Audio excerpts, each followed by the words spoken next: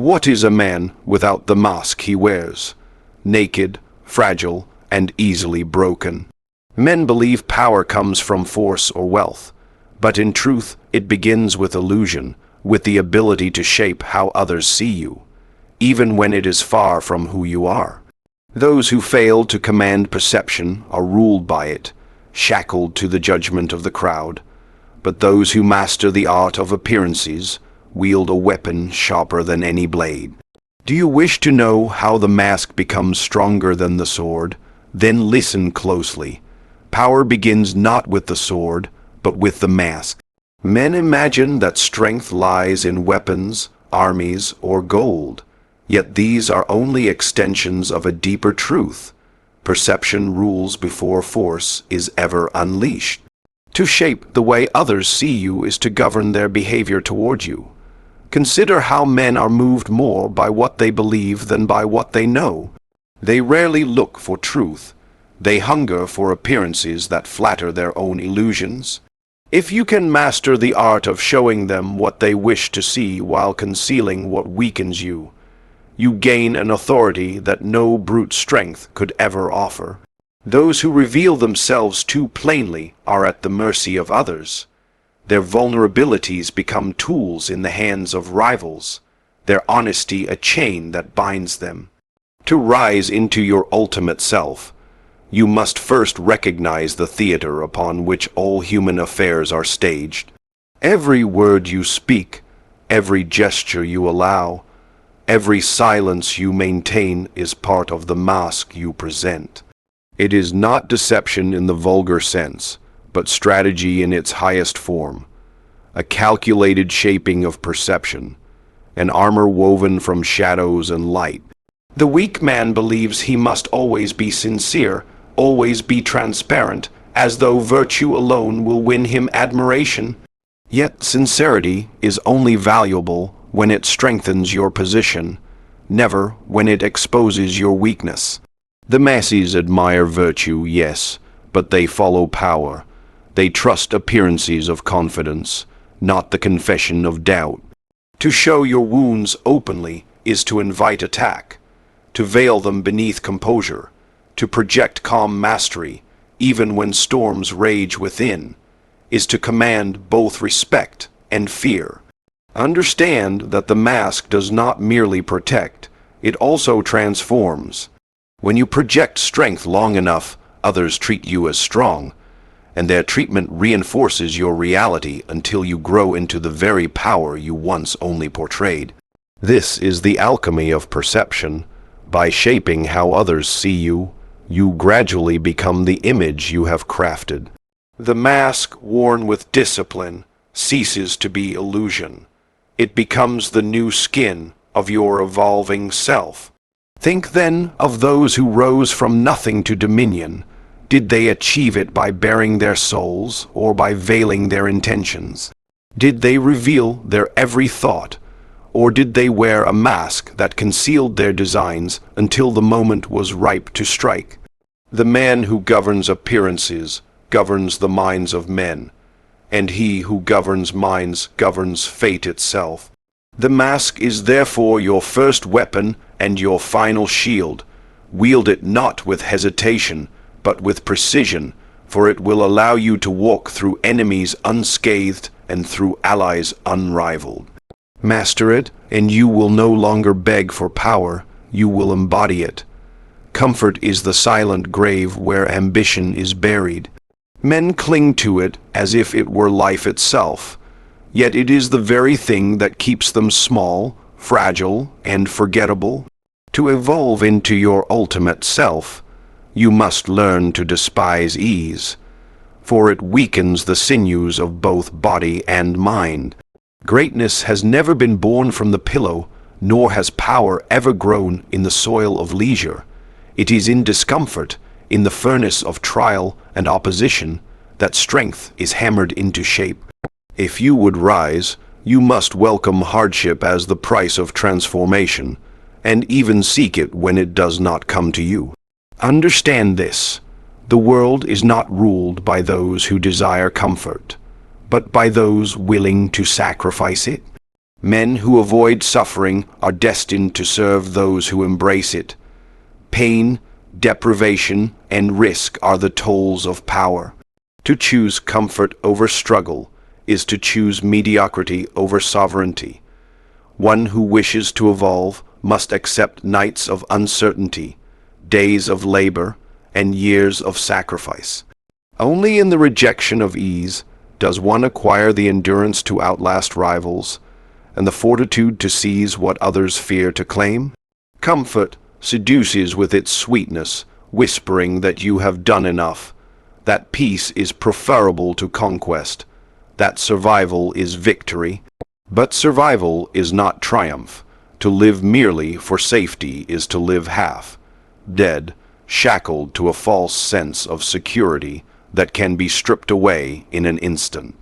The man who chooses power over comfort knows that loss and danger are his true tutors. He values hunger, for it keeps him sharp. He values struggle, for it strengthens his resolve. He values risk, for it grants him what the timid will never touch. Think of the man who avoids discomfort.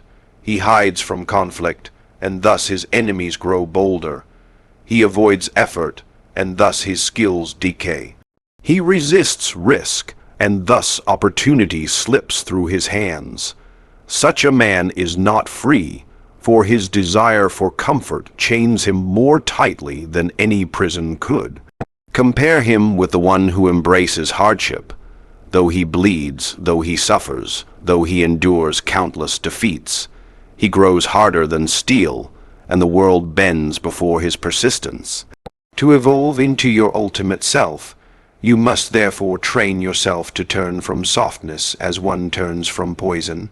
Let others seek the fleeting pleasure of ease. You must seek the eternal strength of discipline. Comfort will never crown you with power, but struggle will shape you into something unbreakable. Choose, then, not the path of rest, but the path of trial. For only in rejecting comfort do you rise above the herd, and only in embracing struggle do you claim the throne of your true becoming. Men speak of virtue as though it were a crown worn by the noble, yet in truth it is a chain that binds those who cling to it blindly. To evolve into your ultimate self, you must understand that morality, as preached by the masses, was never designed to serve the strong, but to restrain them. The codes of virtue are tools crafted by the weak to limit the daring, to make lions live as sheep, to tame ambition so that mediocrity may reign undisturbed. If you wish to ascend, you must learn to bend morality to your will, to use it as an instrument rather than be shackled by it. Rigid virtue breaks under the weight of reality. A man who insists always on honesty will soon be deceived by liars. A man who refuses cruelty will fall prey to those who wield it without hesitation. A man who clings to mercy will eventually find himself at the mercy of another. The world is not governed by ideals, but by necessity. To survive and to rise, you must allow virtue to serve you when it strengthens your position, and abandon it when it weakens your hand. This does not mean discarding morality altogether, for virtue has its uses. Men admire what appears noble, and their admiration is a lever you can pull. Show justice when it suits you, and men will call you fair. Display generosity when it binds loyalty, and they will name you benevolent. Speak of honor when it elevates your reputation, and your enemies will hesitate to question your integrity. But the moment these virtues turn against your survival or your ambition, you must be ready to cast them aside without hesitation. For what is virtue worth if it leads you to ruin? Consider how those remembered as great were not those who obeyed morality, but those who commanded it. They knew when to appear righteous and when to strike ruthlessly. They wore virtue as one wears a cloak, a garment to impress the eyes of others, yet one that can be shed when the cloak becomes a hindrance. The fool bleeds for ideals. The wise man uses them to make others bleed. Do not be deceived into thinking that bending morality will corrupt you. On the contrary, it will free you. You are not born to be a servant of codes written by weaker men. You are born to shape your own law, your own destiny. The ultimate self is not bound by the morality of the herd, but stands above it, wielding it like a sword when convenient and discarding it like a broken shield when it no longer serves. To evolve into your ultimate self, then, is to rise beyond the prison of rigid virtue. Let morality serve your ambition, not strangle it. For he who bends morality rules men, but he who clings to it blindly will be ruled by them. No man becomes greater by clinging to what he already is. Evolution demands destruction. If you are to rise into your ultimate self, you must be willing to tear down the walls you have built around your own mediocrity, to destroy the patterns that chain you to weakness, and to dismantle the illusions that keep you safe but small. The weak cling to the familiar as though it were salvation, yet in truth it is their prison. The strong understand that to create a higher form, the lower form must first be broken. Consider the craftsman who shapes iron. He does not polish rust. He melts the metal in fire and hammers it until it obeys his vision. So it must be with the self. You cannot merely decorate your old habits and call it transformation. You must burn them, crush them, and forge something entirely new. This is why so few ascend. The destruction terrifies them. They would rather endure the dull comfort of who they are than endure the flames that will turn them into what they could be. Yet destruction without purpose is nothing but chaos. You must destroy with intent, cutting away everything that dulls your edge. Relationships that drain you, beliefs that weaken you, comforts that soften you, all must be sacrificed to the fire. To hesitate is to remain chained to the past. To act ruthlessly is to make room for rebirth. Renewal does not come through gentle correction, but through decisive severance. Do not fear being called merciless. The world honors results, not sentiment. Know, too, that this destruction must occur within as well as without. The fears you clutch, the excuses you repeat, the false stories you tell yourself, these must be torn out by the root. If you are unwilling to kill the weaker parts of yourself, they will strangle the stronger parts before they ever bloom. The man who cannot slaughter his own weakness will one day be slaughtered by the weakness itself. Do not imagine this path will be clean or painless. The breaking will cut deep, and the rebuilding will test every ounce of resolve you possess. But only those who endure this trial rise to command themselves, and in time the world. The fire that destroys you is the same fire that purifies you. It strips away everything false until only the essential remains, and upon that essence, a stronger order can be built. To evolve into your ultimate self, you must not fear ruin. You must wield it. For destruction is not the end but the beginning, and only the one who dares to burn his old self to ash will rise as something greater, untouchable, and absolute. The man who dreams of ruling others, yet cannot govern himself, is a fool. Power begins not with armies, wealth, or influence, but with the dominion of one's own mind.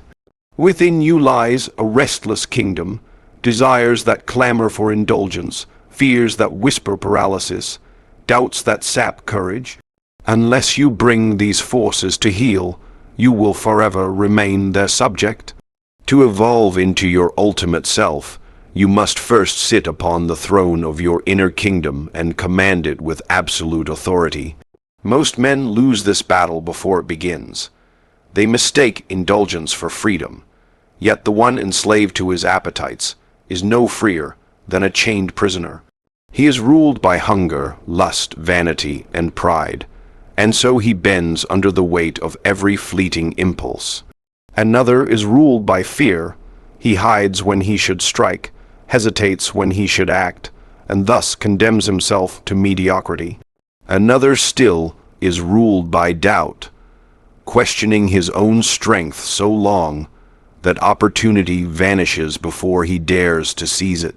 These men are not rulers of their lives. They are servants to the chaos within. But the man who conquers himself is untouchable. He uses desire as fuel, but never as master. He hears the voice of fear, but makes it his counsel, not his chain. He feels the weight of doubt, but commands action despite it. In mastering his inner kingdom, he becomes immovable, and no enemy can sway him. Even defeat cannot break him, for he does not collapse into despair. He bends, learns, and returns sharper than before. Such a man is not carried by the storm of circumstance. He is the storm that bends circumstance to his will. Discipline is the iron crown of this inner rule. Without it, no throne can be secured. You must train your mind as one trains soldiers, to obey commands, to march even when weary, to act when every instinct screams for rest. The man who rules himself acts not out of mood or whim, but out of will. His choices are his weapons, sharpened and deliberate, never dull from hesitation. This mastery is the foundation upon which all external conquest rests. How can you expect to lead others when you cannot even lead yourself? How can you command loyalty, fear, or respect if you are still at war with your own weakness? The man who rules within radiates authority without, for men instinctively follow one who is unshaken, one who does not waver before temptation or collapse under fear. To evolve into your ultimate self, you must win this war before all others. The battles of the world are meaningless if you remain a prisoner to yourself. Conquer desire, silence fear, command doubt, and you will become sovereign over the only kingdom that matters. From there, every other throne will lie within reach. Survival is not enough: to eat, to sleep, to work, and to die. This is the fate of cattle, not of men who would become more than themselves.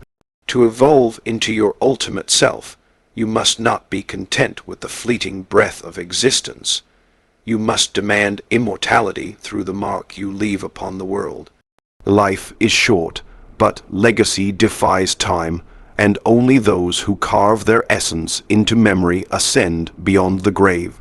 Most live as shadows, forgotten before their bones have turned to dust. They chase comfort, they obey custom, they speak words that vanish like smoke. Their names are buried with them, their deeds dissolve into nothing. Such men have existed, but they have never truly lived. The ultimate self refuses this fate. It is not survival he seeks, but dominion, an imprint so deep that generations yet unborn will whisper his name with awe or fear. Legacy does not require kindness, it requires impact. Whether through conquest, creation, wisdom, or fear, the one who has evolved beyond mere existence leaves behind a story others cannot erase. Men admire the just ruler, yet they remember the ruthless conqueror with equal clarity. They may curse his name, but they cannot silence it. Immortality is not granted to those who are liked. It is granted to those who cannot be ignored. But legacy is not built by chance. It is built by design. Every action, every word, every silence becomes part of the monument you are constructing. If you live only for the moment, you build on sand, and time will wash you away. But if you live with the vision of eternity, you build on stone, and even centuries cannot dismantle it. The man who thinks beyond his own life ceases to be a prisoner of death, for his influence stretches far beyond his mortal span. This demands sacrifice. To carve yourself into history, you must relinquish the small comforts that satisfy the weak. You must be willing to be misunderstood, hated, opposed, and even feared. Greatness rarely walks hand in hand with approval, for the herd resents those who rise above it. Yet in time, the very same herd will speak of you with reverence, for mankind secretly adores those who dared what they could not. Do not mistake mere longevity for legacy. To live long and die forgotten is worse than to live briefly and die unforgettable. The candle that burns bright for a moment casts a greater light than one that flickers dimly for a lifetime. The question is not how long you live, but how deeply you carve yourself into the minds of men. To evolve into your ultimate self is to transcend survival and seize immortality, not in flesh, but in memory, in fear, in reverence, in the indelible mark you leave upon this earth. Only then do you rise beyond time, and only then are you truly eternal.